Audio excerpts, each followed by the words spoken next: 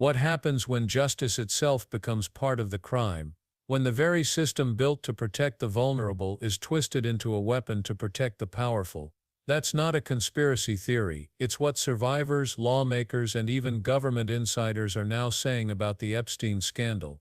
And if you thought this story ended years ago, you couldn't be more wrong, because according to Congresswoman Melanie Stansbury, what we're witnessing is not just a disgrace, it's a cover-up of epic proportions. A cover-up that shields the rich, the well-connected, and yes, some of the most powerful names in the world.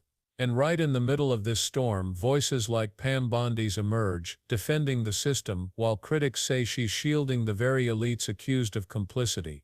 Well, I'm Melanie Stansbury, and I represent New Mexico's 1st Congressional District. And I want to say that I'm truly stunned by what I heard today. The thing about being a victim of assault, of sexual violence, is that it not only steals your sense of self, it steals your dignity, it steals your ambition, it steals your hopes, it steals your dreams, and it steals your sense of personhood.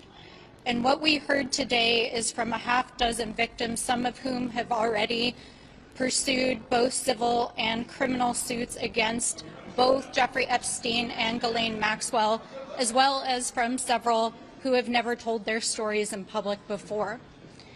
But before I turn to the substance of the case itself, I want to say to anyone out there who is currently experiencing abuse of any kind, we see you. We are here fighting for you, and we will fight for justice for every person who is experiencing sexual violence in this country, and that is what this case is actually about. But I want to be clear that what we heard today is a cover-up, and it is a cover-up of epic proportions, a cover-up involving the United States government, the justice system, rich and powerful individuals, a cover-up potentially involving foreign countries and foreign actors. And yes, here today in this House, as our colleagues are up in the House chamber in the Rules Committee, a cover-up by the Republicans in this chamber. Because as you will find out in the coming days and weeks, this goes all the way to the top. So let's be clear about that. There has been a systemic failure of the justice system for decades.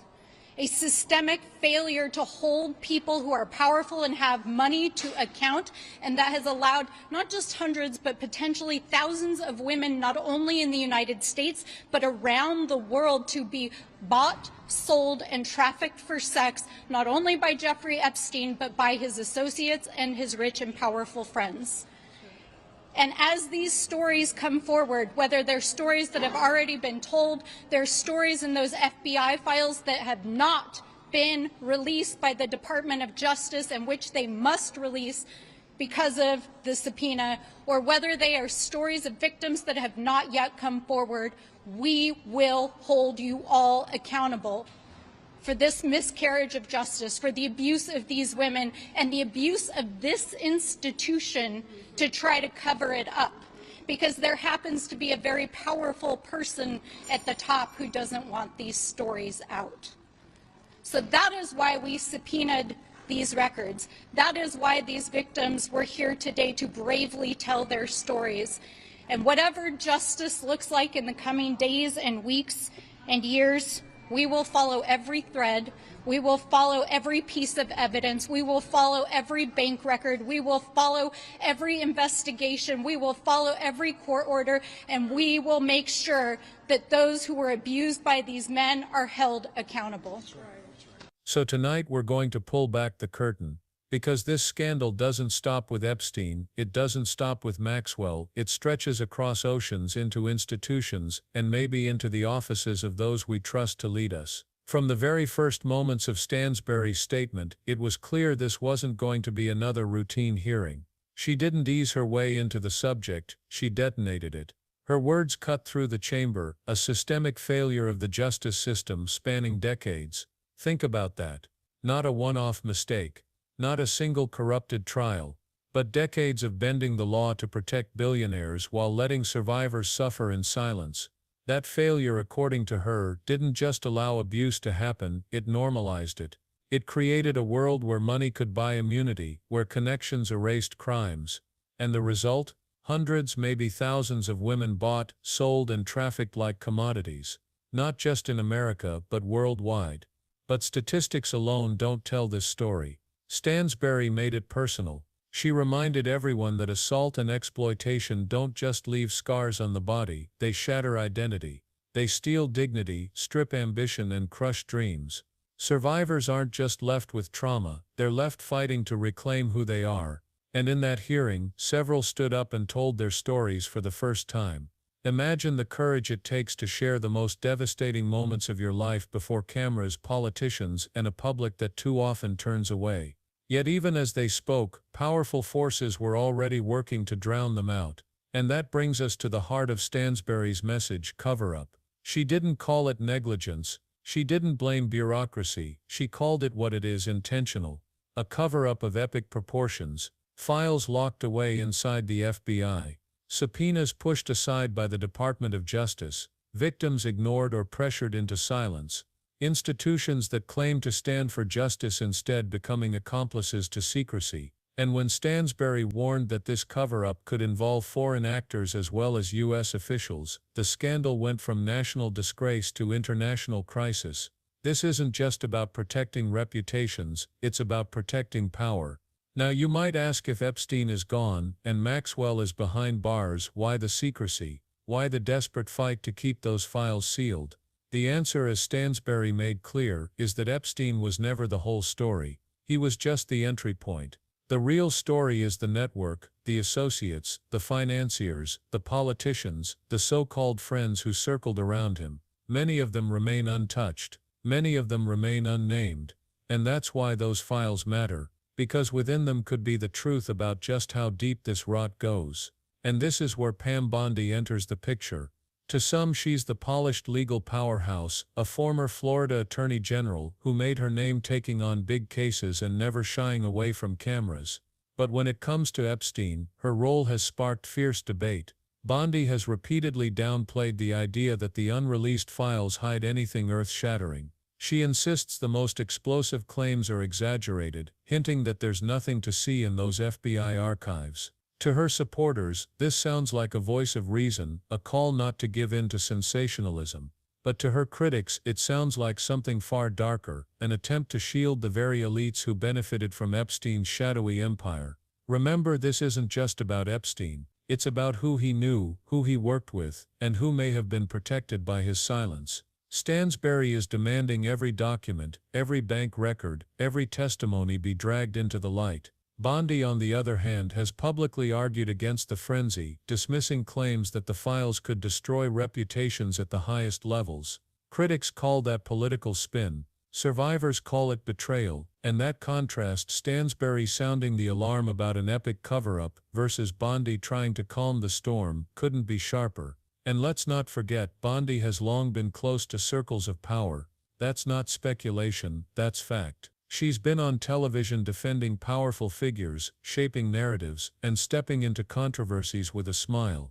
But when the Epstein scandal resurfaced, her tone stood out. While survivors begged for transparency and lawmakers demanded answers, Bondi's response was to dismiss the urgency. That's why so many accuse her of being part of the problem. To them, she embodies the polished face of a system that smiles while survivors are silenced. This is where the story takes on its sharpest edge. Because if Stansbury is right, if this cover-up stretches into the halls of government, across oceans, and into boardrooms, then Bondi's dismissals aren't just tone-deaf. They're dangerous. They give cover to those who want this story buried once and for all. And every time Bondi tells the public to move on, she reinforces the very system Stansbury says has failed us for decades. The clash is more than political. It's moral. On one side, a congresswoman demanding the truth, promising to follow every subpoena, every bank record, every lead. On the other, a former attorney general suggesting there's not much left to find, urging the public not to expect fireworks. One voice shout, cover up.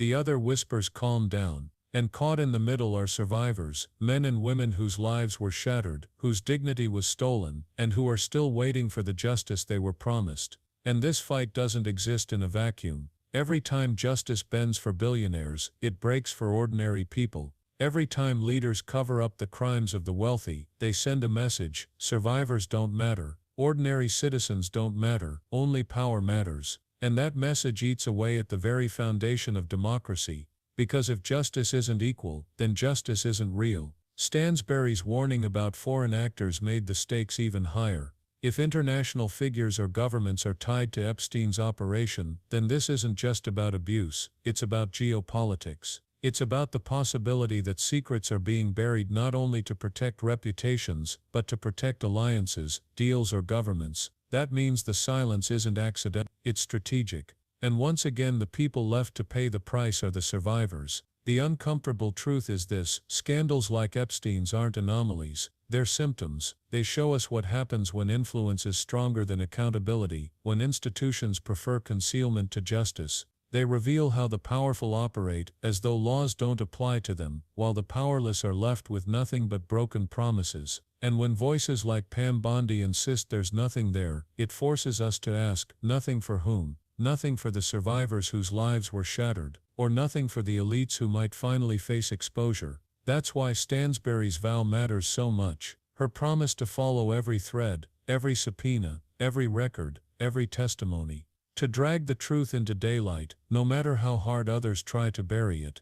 Because persistence is the only thing that keeps the powerful from winning by default. But persistence only works if the public stays engaged, if people like you refuse to look away. So, here's the question that should haunt every one of us: will this be the moment when America finally confronts the truth, no matter how ugly it is, or will it be another chapter where outrage fades, files remain sealed, and survivors are left in the shadows once more? This isn't just about the past, it's about the future of justice itself. If the law can be bent for the wealthy, it can be bent against anyone. If survivors are ignored today, who will be ignored tomorrow? And that's why you need to stay locked in. Because scandals like this test more than institutions, they test us. They test whether we demand truth or accept silence, whether we side with power or stand with the powerless.